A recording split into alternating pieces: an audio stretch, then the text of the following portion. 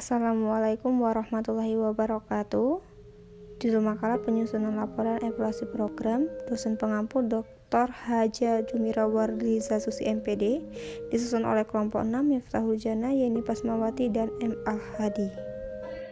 Perkenalkan, nama saya Miftahul Jannah, NIM 20561027. Di sini saya akan menjelaskan yaitu laporan evaluasi, pengertian laporan evaluasi, dan tata cara tulis evaluasi program. Laporan merupakan suatu bentuk penyampaian berita, keterangan, pemberitahuan, ataupun pertanggungjawaban baik secara tertulis dari bawahan kepada atasan sesuai dengan hubungan wewenang dan tanggung jawab yang ada antara mereka. Menyusun laporan evaluasi adalah kegiatan akhir dari evaluasi program. Laporan hasil evaluasi disusun dalam bentuk tulisan dan dapat dipublikasikan secara garis besar. Laporan evaluasi program terdiri dari 4 pokok hal, yaitu permasalahan, metodologi evaluasi, hasil evaluasi, dan kesimpulan hasil evaluasi. Ada juga tata cara tulis laporan mencakup ketentuan tentang kertas, naskah, sampul, pengetikan, penomoran, ilustrasi, pengutipan, penulisan lampiran, penulis daftar pustaka, dan bahasa. Yang pertama yaitu kertas, naskah, dan sampul. Naskah laporan sebaiknya menggunakan kertas quarto HPS 80 gram. Sampul laporan sebaiknya dibuat dari kertas buffalo dengan warna disesuaikan.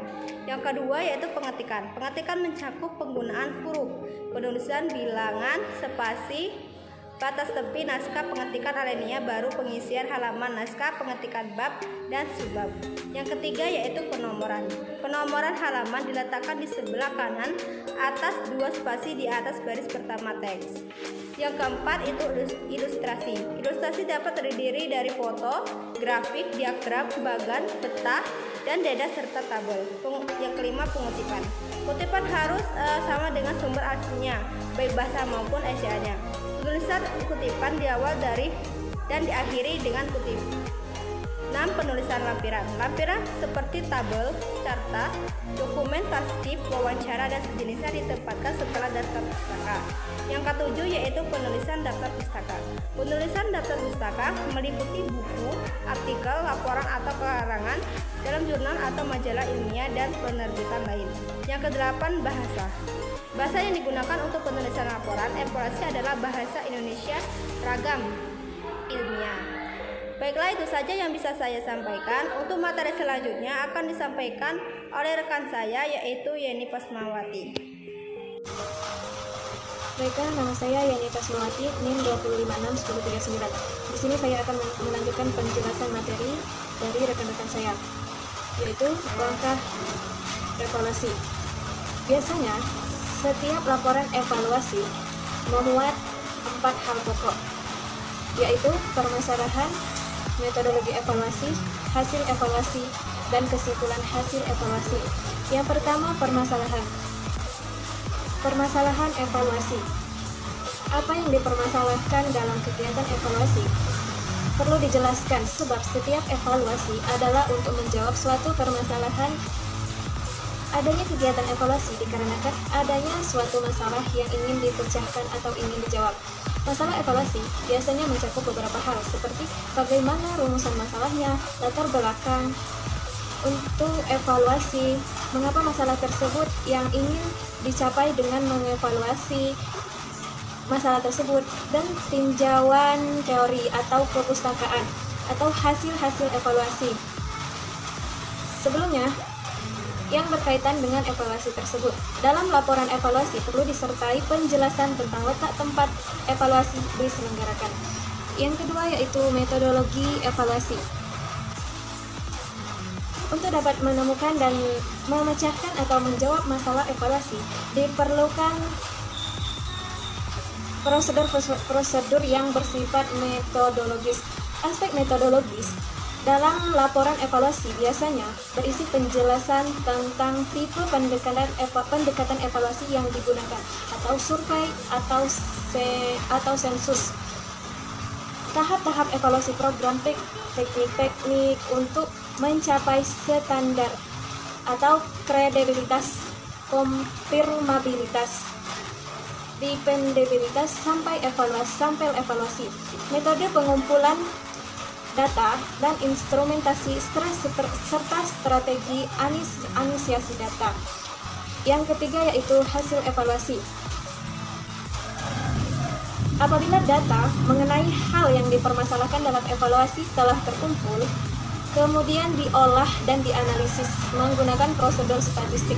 Hasil pengelolaan dan analisis disajikan sebagai hasil evaluasi.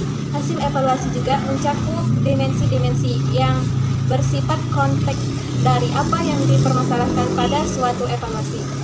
Yang keempat yaitu kesimpulan hasil evaluasi. Kesimpulan hasil evaluasi bersifat lebih abstrak daripada data atau hasil evaluasi itu sendiri dan bersifat menjawab permasalahan evaluasi yang ada. Ia lazim diikuti pula dengan pemberian saran-saran untuk evaluasi lebih lanjut. Laporan evaluasi tak ubahnya seperti laporan penelitian.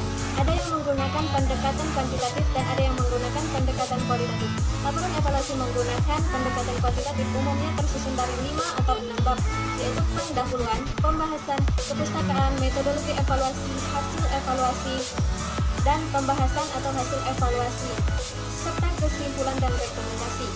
Laporan evaluasi menggunakan pendekatan kualitatif umumnya tersusun dari beberapa bab dan subbab yang dapat diidentifikasi menjadi 3 bagian pokok, yaitu pendahuluan, inti pembahasan, dan kesimpulan. Baiklah, saya Al-Hadi akan melanjutkan pemaparan materi. B. Susunan laporan. Secara detail, susunan laporan evaluasi dapat diuraikan sebagai berikut. 1. Ringkasan eksekutif berisi pokok-pokok permasalahan kebijakan atau alternatif rekomendasi kebijakan dalam dukungan kuat dari informasi empiris yang akurat serta nilai normatif yang tajam. 2. Pendahuluan. A. Latar belakang masalah.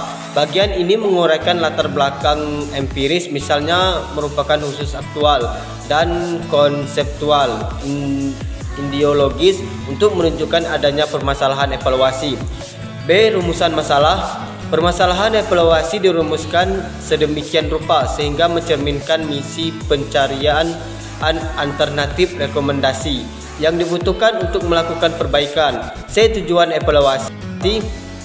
Tujuan evaluasi menggambarkan berbagai alternatif rekomendasi kebijakan yang diperlukan dengan layak untuk memecahkan permasalahan kebijakan. D. Manfaat evaluasi. Perumusan manfaat evaluasi harus dengan menunjukkan sasaran strategis yang menjadi pusat perhatian evaluasi program. E. Batasan pengertian. Apabila diperlukan, evaluator dapat menyertakan beberapa batasan pengertian konsep kunci dari kegiatan evaluasi. 3. Kajian pustaka. Kajian pustaka diperlukan untuk A. Mempertajam permasalahan evaluasi. B. Mendasari pengembangan strategi, rancangan dan model evaluasi.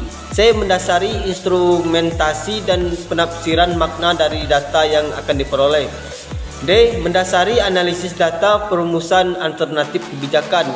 Kajian pustaka hendaknya dapat menunjukkan kebijakan dan peraturan yang baik, konteks permasalahan evaluasi dan informasi empiris untuk mendukung argumentasi yang dikembangkan dalam kegiatan evaluasi. 4. Metodologi evaluasi. Metodologi evaluasi berbeda dengan metodologi penelitian.